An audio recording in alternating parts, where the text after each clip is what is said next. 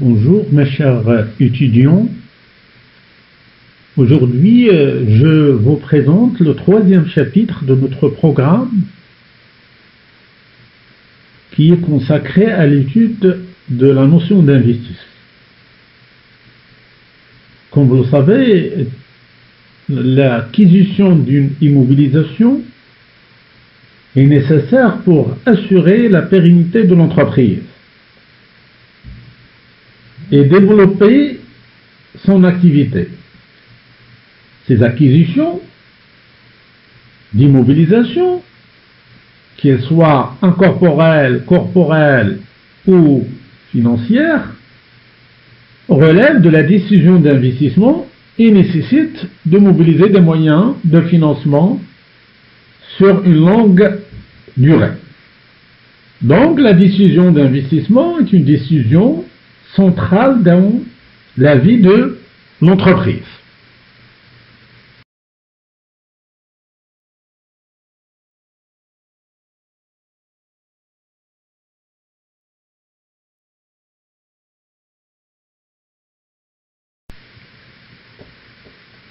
Donc, avant de présenter les différentes classifications possibles de la notion d'investissement, il paraît important de présenter quelques définitions de l'investissement.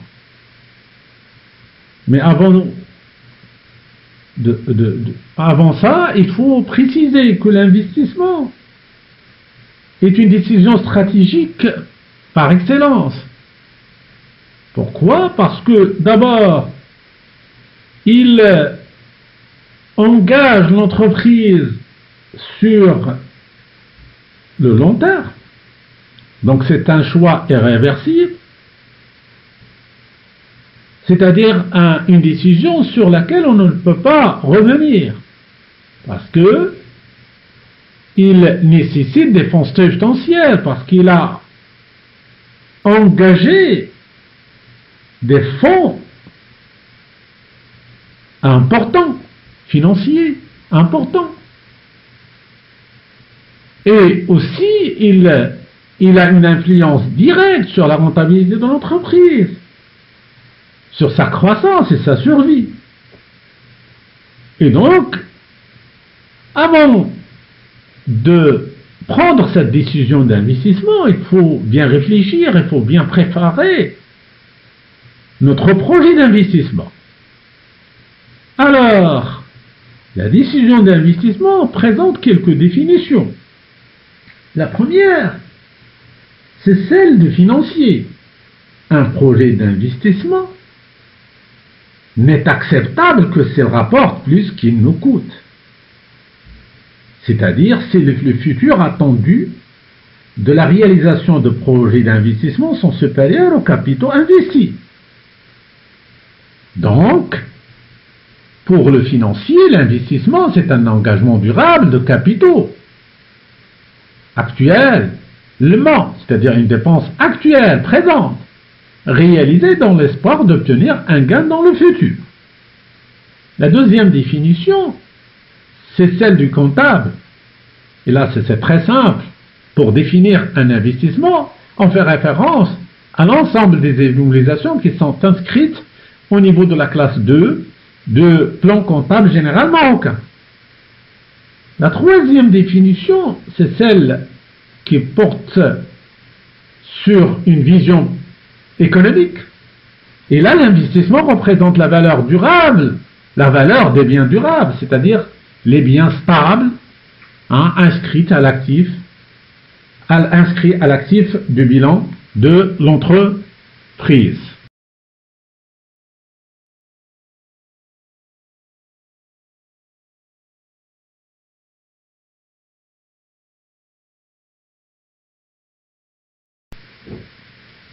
Si l'investissement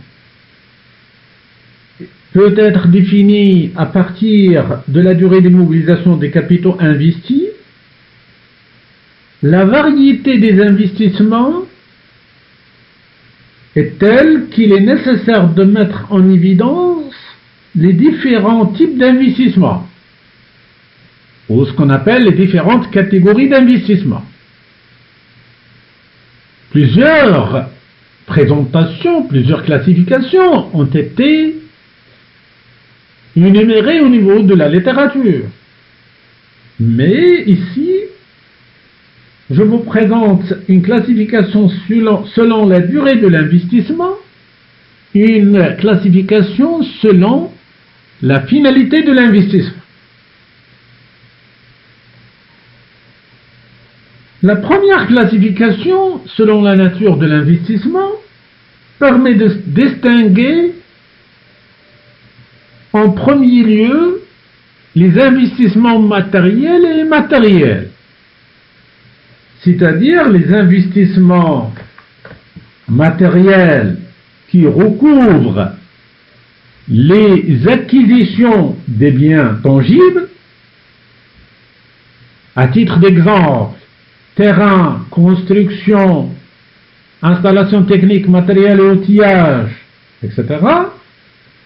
Et les investissements immatériels qui englobent les acquisitions d'immobilisation incorporelle, comme par exemple les brevets, les logiciels informatiques, etc., etc. Deuxième catégorie, selon la nature de l'investissement, c'est les investissements industriels ou commerciaux. Et les investissements, ce sont des investissements qui correspondent aux investissements matériels et immatériels qui s'inscrivent dans une stratégie de croissance interne. Troisième catégorie d'investissement, selon la nature, ce sont les investissements financiers qui concernent les acquisitions de mobilisation financière, comme par exemple les titres de participation, réalisés dans le cadre d'une stratégie de croissance externe. La deuxième classification, selon la finalité de l'investissement, à ce niveau, plusieurs types d'investissements peuvent être énumérés. Je signale d'abord l'investissement de renouvellement ou de remplacement qui vise à remplacer le matériel usé ou obsolète par un investissement ou un matériel neuf. Deuxième catégorie d'investissement selon la finalité, c'est l'investissement de modernisation, ou ce qu'on appelle l'investissement de rationalisation, ou certains auteurs l'appellent de productivité. C'est un investissement qui désigne les investissements permettant d'améliorer la productivité, d'acquérir du matériel plus performant et donc de réduire le coût de production de l'entreprise. Troisième investissement, d'expansion ou de capacité. C'est des investissements qui ont pour objectif d'accroître les capacités de l'entreprise. Il y en a d'autres types d'investissements, c'est les investissements de diversification, c'est-à-dire lorsque l'entreprise veut diversifier ses produits, au lieu d'avoir un seul produit, il veut fabriquer 2 ou 3 ou plus de produits, donc il a besoin d'investissement, et cet investissement s'appelle l'investissement de diversification. Il y a également l'investissement d'innovation, c'est-à-dire ce sont des investissements qui désignent l'acquisition, l'immobilisation de nouvelles générations. Et donc, ce sont des investissements qui ont pour objectif de réduire le coût de production et par conséquent d'acquérir une part de marché et être plus compétitif sur ces marchés.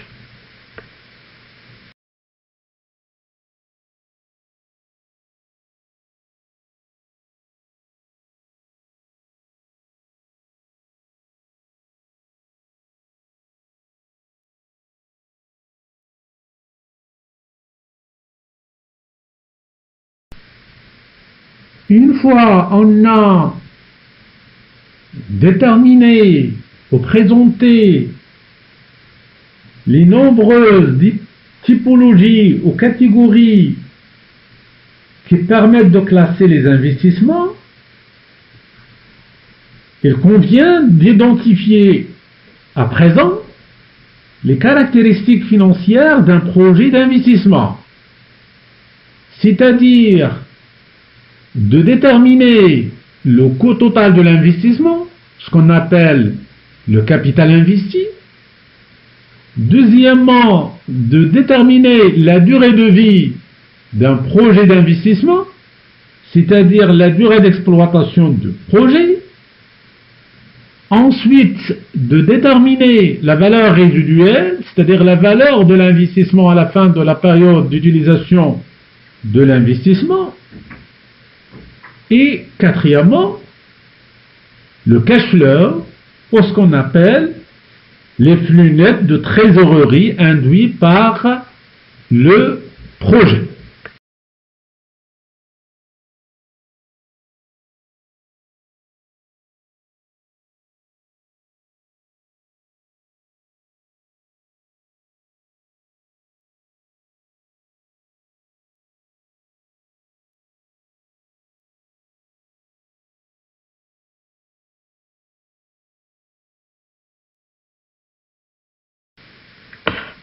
Donc, le premier élément caractéristique d'un projet d'investissement, c'est la détermination de montant de capital investi. Donc, le montant du capital investi est égal à la somme des immobilisations plus ou moins la variation de besoins en fonds de roulement. Et donc, il comprend les dépenses liées à la réalisation de l'investissement, mais également les éventuelles recettes liées également à la réalisation de ce projet d'investissement et la variation de besoins en fonds de roulement également liée à la réalisation de l'investissement.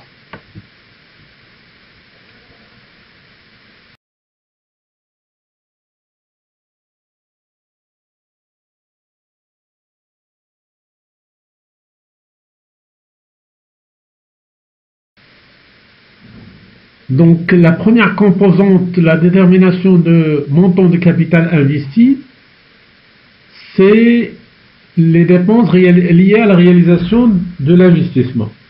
Les dépenses liées à la réalisation de l'investissement sont constituées de dépenses occasionnées par l'acquisition du bien, correspondant généralement au prix d'achat de l'immobilisation, et par le lancement du projet, c'est-à-dire les dépenses liées à la faisabilité de ce projet d'investissement.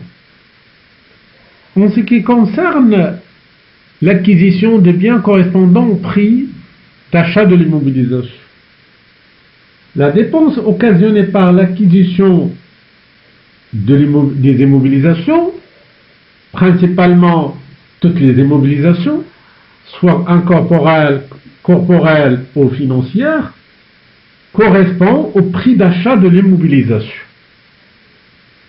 Le prix d'achat retenu est le prix hors taxe, mais à condition si la TVA est entièrement déductible. Si l'entreprise ne bénéficie pas de la possibilité de récupérer la TVA, le prix retenu doit inclure la part de la TVA non récupérée. Pour réaliser l'investissement, l'entreprise peut utiliser une immobilisation dont elle est déjà propriétaire. Dans ce cas, elle n'a pas à supporter la dépense qui aurait occasionné cette acquisition. Or, cette immobilisation aurait pu être cédée ou utilisée à d'autres fins productives. On considère que l'affectation de cet actif au projet d'investissement enregistre pour l'entreprise un coût d'opportunité. Qu'est-ce que ça veut dire un coût d'opportunité? Un coût d'opportunité correspond à la valeur de ce à quoi il faut renoncer pour réaliser l'investissement. Ce coût d'opportunité équivaut à la dépense que l'entreprise aurait dû supporter pour acquérir cette immobilisation et doit être inclus comme une dépense dans le montant de capital investi. Deuxième élément relatif aux dépenses liées à la réalisation de l'investissement, c'est le lancement du projet. Préalablement à la réalisation de l'investissement, l'entreprise peut engager des dépenses pour étudier, par exemple, la faisabilité du projet. Ces dépenses ne sont pas prises en compte dans le montant de capital investi. C'est si elles ont un caractère irréversible, c'est-à-dire si elles sont supportées par l'entreprise qu'elle décide ou non de réaliser l'investissement. Et donc la mise en place de l'investissement occasionne aussi des dépenses liées, par exemple, à l'installation du matériel, à la formation de personnel, aux droits de douane. Ces dépenses induites par la réalisation de l'investissement doivent être prises en compte dans le montant de capital investi. À côté des dépenses liées à la réalisation de l'investissement, il y a des éventuelles recettes liées également à la réalisation de cet investissement. Dans ce sens, on peut dire que lorsque la réalisation de l'investissement s'accompagne de la cession d'anciennes immobilisations, dont l'entreprise est propriétaire, le montant de capital investi doit être diminué des recettes obtenues. Ces recettes correspondent au prix de cession et tiennent compte, bien évidemment, des effets fiscaux relatifs au plus ou moins value de cession. Si l'entreprise réalise une plus-value, la recette est égale au prix de cession diminué du supplément d'impôt sur la plus-value. Si l'entreprise réalise une moins-value, la recette est égale au prix de cession augmenté de l'économie d'impôt réalisée grâce à la moins-value. Et donc, c'est en général, s'il y a plus ou moins value, on retient le prix de vente.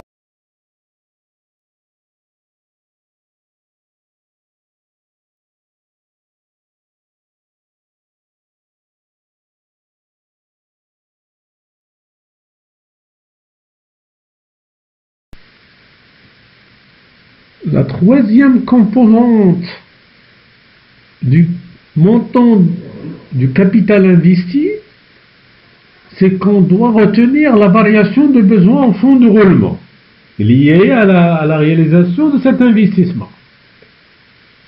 Comme vous le savez tous, l'investissement peut s'accompagner d'une modification des conditions d'exploitation.